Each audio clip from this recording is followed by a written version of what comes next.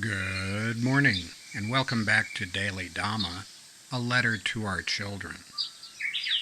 Today is August 4th, and our reading is Unity and Chaos. The Master said, "He who sets to work on a different strand destroys the whole fabric." And that's Confucius from the Analects, Book 2, verse 16. A society is a complex amalgamation of people, institutions, artifacts, and understandings that are both tacit and explicit. Pulling on strings willy-nilly because we don't happen to like them is destructive and dangerous. It's easier to unravel a tapestry than it is to weave one in the first place.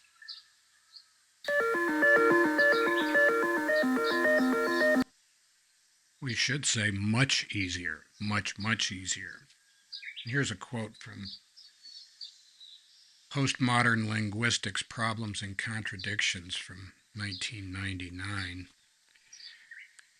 It's fashionable to speak of history, culture, and even reality as nothing more than social and linguistic constructs.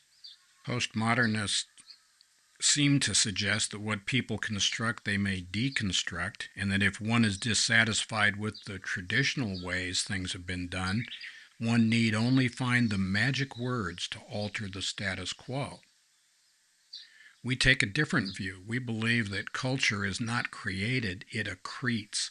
It builds up over hundreds, if not thousands of years. It consists of the traditions, languages, religions, folkways, customs, and habits of people handed down over generations. Whereas attitudes may change from one year to another, the fundamental values of society do not. Changes occur slowly.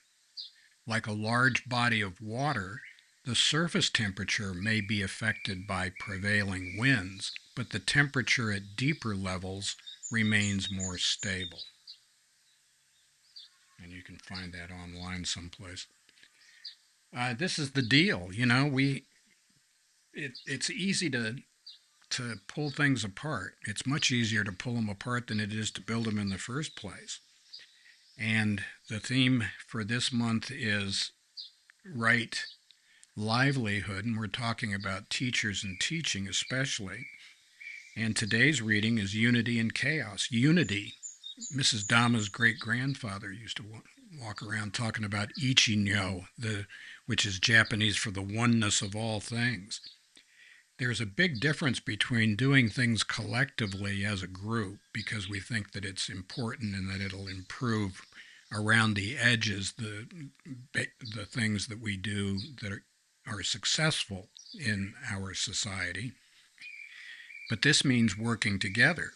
What we need to avoid is Little Miss Bossy Pants or Little Miss Information or Little Miss Good Idea Fairy. When somebody's running around saying, "Hey, I've got a really good idea for what you can do to make me more comfortable," there's a good reason for us to pay heed to our intuition that might not be good news. Let's make haste slowly, shall we?